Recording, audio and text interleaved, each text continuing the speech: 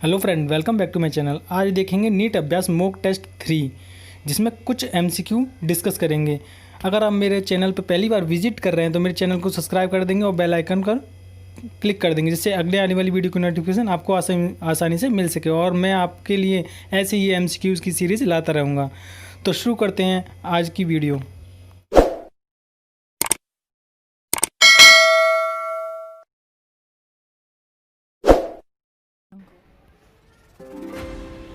Late blight of potato is caused by. तो late blight potatoes किसके कारण होता है? बैक्टीरिया के द्वारा होता है, फंजाई के द्वारा होता है, वायरस के द्वारा होता है, वायरॉइड्स के द्वारा होता है। तो लेट ब्लाइट्स ऑफ पोटैटो होता है जो कि होता है फंजाई के द्वारा। किसके द्वारा होता है? फंजाई के द्वारा। करेक्ट आंसर होगा B. The causal organism for African sleeping sickness is. तो अफ्रीकन स्लीपिंग सिकनेस किसमें देखने को मिलती है?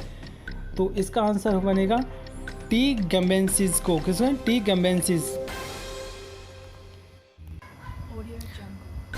Match the plant the part of relation of vegetative propagation. Column A को कॉलम बी से मैच करना है। वेजिटेटिव प्रोपिगेशन इसमें किसमें दिखाई देता है?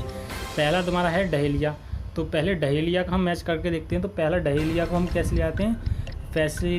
फैसिकुलेटेड ट्यूबर रूट्स से मिलाना है। अब बी का सोलेम ट्यूबरसम क्या होता है? आई पी करना है।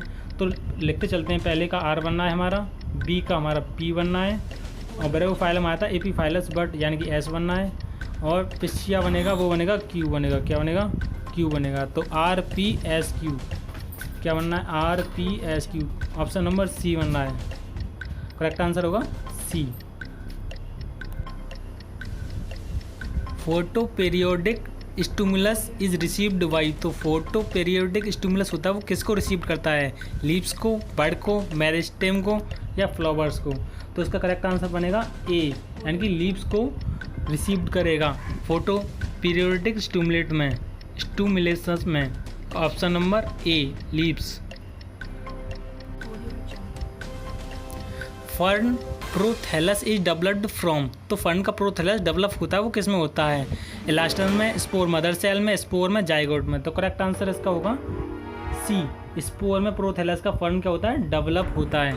तो option number C, spore. Formation of gametophyte directly from sporophyte without meiosis is. तो उसमें बताना स्पेरोफाइट विदाउट म्यूटेशन। तो इसमें किसके द्वारा? Gametophyte directly from. तो इसमें क्या आएगा? स्पोरो एपोस्पोरी। क्या आएगा? एपी स्पोरी। स्पेरोफाइट विदाउट गैमेट की बात आ जाती तो आया था एपोगैमी। तो अब इसमें क्या है? Sporophyte without meiosis. तो इसमें क्या आ जाएगा? ओ एपोगैमी, एपोस्पोरी। सॉरी, क्या आएगा? A option, apospory. Select the correct statement देखना है। Sex linked trait appears more frequently in females. Colour blindness is cause due to proper formation of colour sensitive cells. Human females have a double dose of the X chromosome. Drone bees produce sperm by meiosis. इसमें से correct statement कौन सा बनना है वो देखना है। तो कौन सा बनना है?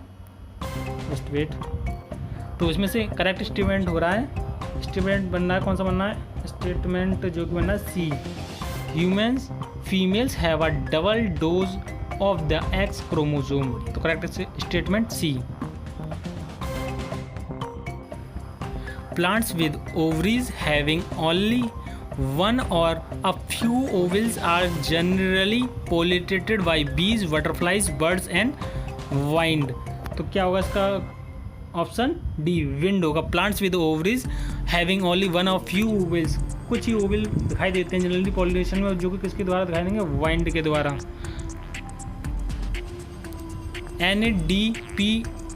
NADP is reduced to NADPH। ये तो बहुत सिंपल है आंसर है इसका। क्या करना? सीधे HMP लगा देना। क्या लगाना? HMP। The correct representation of binomial nomenclature is. तो बाइनोमियल नोमेनक्लेचर में क्या होता है? पहला लेटर जो बनेगा वो बनेगा कैपिटल, एंड सेकंड लेटर जो बनेगा वो बनेगा स्मॉल लेटर बनेगा। तो पहला लेटर होता है फैमिली को रिप्रेजेंट करता है, दूसरा सेकंड लेटर होता है वो जीनस को रिप्रेजेंट करता है। तो पहला लेटर देखते हैं तो किसमें, इसमें ए ब्रेसिका और छोटा वाला इंडिका, तो दोनों ये फैमिली और ये जीन स्पीसीज़ को कर रहा है। ये किसको कर रहा है, ये जीनस को कर रहा है ब्रेसिका, और ये स्पीसीज़ इंडिका कर रहा है स्पीसीज़ को। तो ऑप्शन क्या आएगा इसका, ए आएगा, ब्रेसिका इंडिका बाइनोमियल कल्चर में पहला शूट कर रहा है। The most important function of inflorescence is to help in, जो कि इन्फ्लुएंस होता है वो सबसे ज़्यादा इम्पोर्टेंट फंक्शन उसका क्या होता है, इंक्रीज लेंथ ऑफ प्लांट होता है, attracting insect for cross pollination होता है, डिस्पर्सल ऑफ सीड होता है, या रिलीज ऑफ पोलन ग्रेन्स होता है। तो उसमें से मोस्ट इंपोर्टेंट वर्क देखना है इसका, जो होता है इन्फ्लुएंस का वर्क होता है, बहुत ही अट्रैक्टिव होते हैं, फूल होता है एकदम कलरफुल होता है, जिससे इंसेक्ट को अट्रैक्ट करने के लिए करता है, attracting insect for cross pollination के लिए। Correct answer B. Cry protein is produced by, तो क्राई प्रोटीन किस में प्रोड्यूस होता है, तो करेक्ट आंसर इसका सीधा देख लेना है बीटी, यानी कि बेसिलस थोरिजेनेसिस। तो क्राई प्रोटीन किस में देखने को मिलती है, जो होती है बेसिलस थोरिजेनेसिस को, बेसिलस थोरिजेनेसिस में। Correct answer B. Which is not part of hind brain, तो which of the not part of hind brain में कौन सा पार्ट नहीं है, थैलेमस नहीं है, सेरेबेलम नहीं है, पोन्स वेरियोलाई नहीं है, या मेडुला नहीं है। तो इनमें से कौन सा पार्ट हाइंड ब्रेन में नहीं बैठ रहा है, तो इसमें आंसर आएगा थैलेमस। थैलेमस होता है हाइंड ब्रेन का पार्ट नहीं होता, ये होता है फोर ब्रेन में पाया जाता है। Bilateral symmetry, metameritic segment, coelom and open circulatory system.